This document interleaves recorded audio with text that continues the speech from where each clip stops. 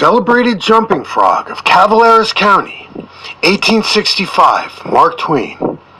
In compliance with the request of a friend of mine who wrote me from the East, I called on a good-natured, garrulous old Simon Wheeler, inquired after my friend's friend, Leonidas W. Smiley, as requested to do, and hereon to append the result.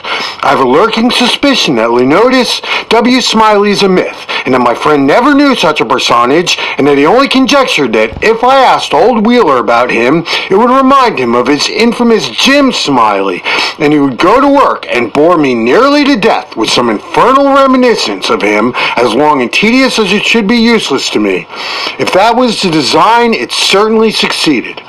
I found Simon Wheeler dozing comfortably by the bar-room stove in an old dilapidated tavern in the ancient mining camp of Angels, and I noticed that he was fat and bald-headed and had an expression of winning gentleness and simplicity upon his tranquil countenance.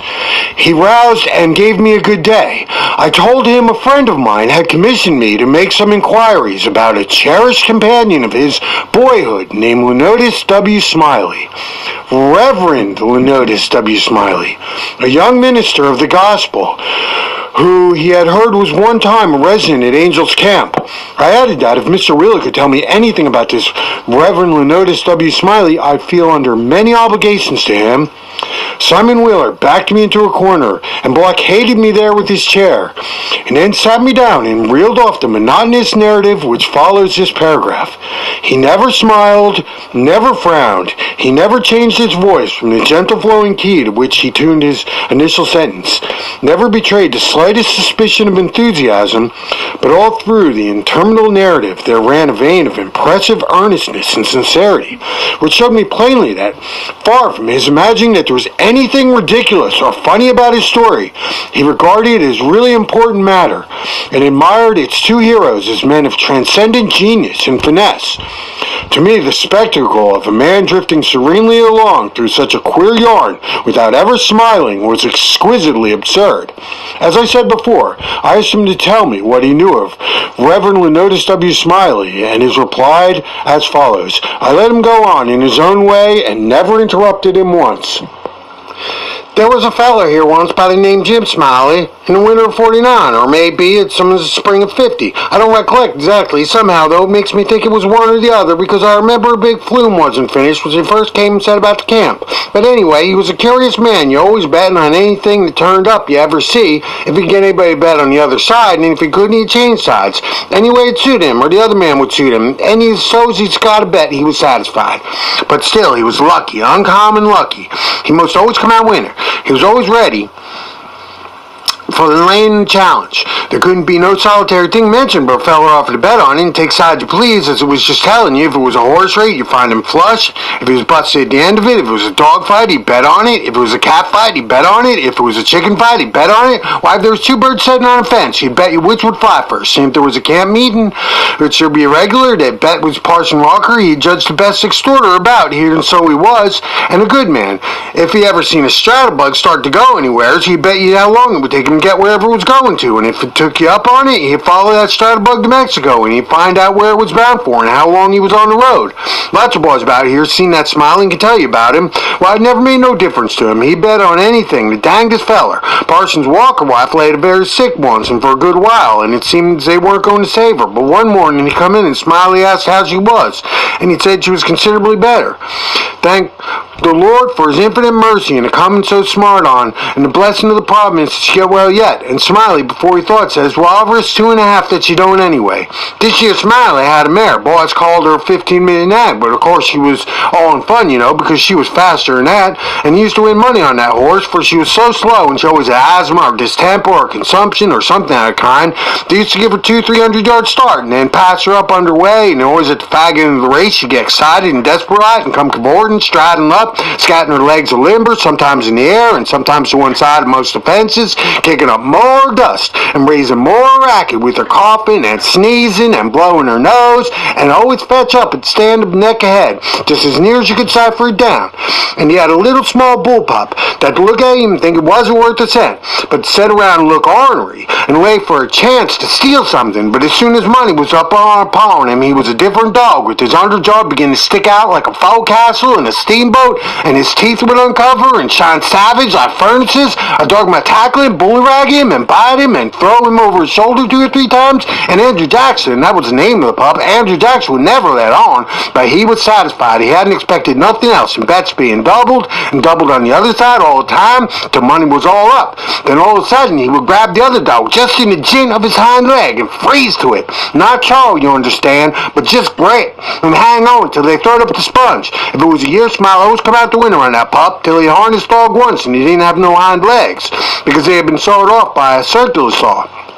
And then things had gone along far enough and all the money was all put up, he come make a snatch for his pet Holt, and so in a minute they imposed upon him and how the other dog form had him in the door, so to speak, and he appeared surprised and then looked sort of discouraged like and didn't know more to win the fight, so he got shucked out bad. He gave Smiley a look, so much to say his heart was broken. It was his fault for putting up a dog that hadn't had no hind legs for him to take hold of, which was just the main dependence in a fight, and then he limped off a good piece and laid down and died. It was a good pup, was that Andrew Jackson. It would have made a name for himself if he lived, but stuff was in him, and he had genius, and I know it because he hadn't had no opportunities to speak of, and it don't stand to reason a dog can make such a fight as he could under them circumstances. If he hadn't no talent, it makes me feel sorry when I think of the last fight of his and the way it turned out. Well, this here Smiley had rat terriers, kitten cocks, tomcats, and all kinds of things. You couldn't rest. You couldn't fetch nothing for him. Bet one day he'd match you. He catch a frog one day and he took him home. He said it calculated to eradicate him, and then there's done nothing for 3 months but sat in his backyard and learned that frog to jump. And I bet you he did learn him too. He'd give him a little punch behind. The next minute you'd see that frog whirling in the air like a donut. See him turn one somerset, maybe a couple, and then he got a good start, come down flat-footed and all right like a cat. He got him up in so many matter of catching flies and kept him practice so constant that he nailed fly every time as far as he could see him. Smiley said that frog, all he wanted was an education. He could do most anything, and I believed him. Well, I'd seen this Daniel Webster down here on this floor. Daniel Webster, that was the name of the frog, sing out, "Flies, Daniel, flies!" And quicker than you could wink, he'd string straight up, and like a snake, and he'd fly off the counter there, and flop down the floor again, solid as a gob of mud, and fall out scratching the side of his head with his hind foot, indifferent as he hadn't had no idea what he'd been doing any more than any frog might do. You never see a frog so modest and straightforward as he was, and he was so gifted, and come to fair square jumping on dead level, he could get over more ground in one straddle than any animal of any breed you ever see.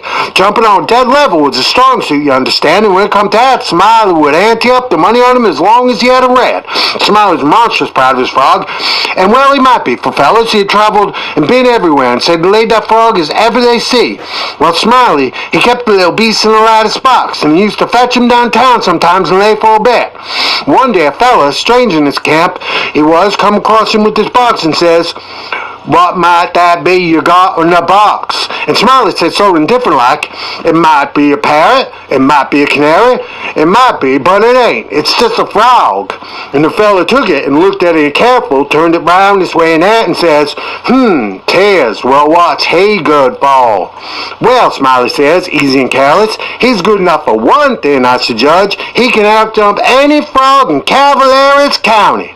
The fella took the box again and took another long particular look, gave it back to Smiley, and said very deliberate, "Well, I don't see no points about that frog that's any better than any other frog." "Maybe you don't," Smiley says. "Maybe you don't understand frogs. Maybe you don't understand them. Maybe you haven't had experience. Maybe you ain't only an amateur, as it were. Anyway, I got my opinion. I'll risk $40 that he can't jump any frog in Calaveras County." The fella studied a minute, then he says kinda sad like, "Well, I'm only a stranger here. I ain't got no frog, but if I had a frog, I'd bet you." And Smiley says, "That's all right. If you hold my box a minute, I'll go and get you a frog." So the fellow took the box and put up his $40 along with Smiley's and sat down to wait. So he was there a good while, thinking about himself, thinking to himself how the frog out of the prize of his mouth open and took a teaspoon and filled him with quail shot, filled him pretty near up to his chin and set him on the floor. Smiley went down to the swamp and slopped around the mud for a long time and finally catched the frog and fetched him in and give him to the fellow and says, "Now, if you're ready, set him alongside Daniel with his forepost just even of Daniel, and I'll give the word." Then he says, "1, 2, 3, jump. And then the fella touched off the frog from behind. A new frog hopped up, but Daniel gave a heave, histed itself up to his shoulders, so like a Frenchman, but it wasn't no use. He couldn't budge. He was planted as solid as an anvil, and he couldn't no more stern if he was anchored out. Smiley was a good deal surprised, and he was disgusted too, but of course he didn't have no idea what the matter was, of course. The fellow took the money and started away, but just as he was going out the door, he sort of jerked his thumb over his shoulder this way at Daniel and says again very deliberate, "Well, I don't see no points about that frog that's any better than any other frog." Smiley stood scratching his head and looking out at Daniel a long time. At last he says, "I do wonder what in the nation that frog throwed up for. I wonder if there ain't something the matter with him. 'Pears he looks mighty baggy somehow." And he catches Daniel by the nape of the neck and lifted him up and says, "Why, blame my cat, so he don't weigh 5 pounds."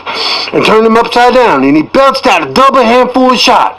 And then he see how it was, and he was the maddest man. He set the frog down and took out after that fella, but he never catched him. And here Simon Wheeler heard his name called out in the front yard and got up to see what was wanted. And he turned to me as he moved away and he said, "Just sit where you are, stranger. Just rest easy. I ain't going to be going a second." But by your leave, I did not think that a continuation of the story of the enterprising vagabond Jim Smiley would be likely to afford me much information concerning the Reverend Leonidas W. Smiley, so I started away. At the door, I met the sociable Wheeler returning, and he buttonholed me and recommended, "Well, this here Smiley had a yeller one-eyed cow that didn't have no tail, and just a short stump like a banana, and—" "Oh, Hank," Smiley said, "his afflicted cow." I muttered gold nature, and bidding the old gentleman good day, I departed.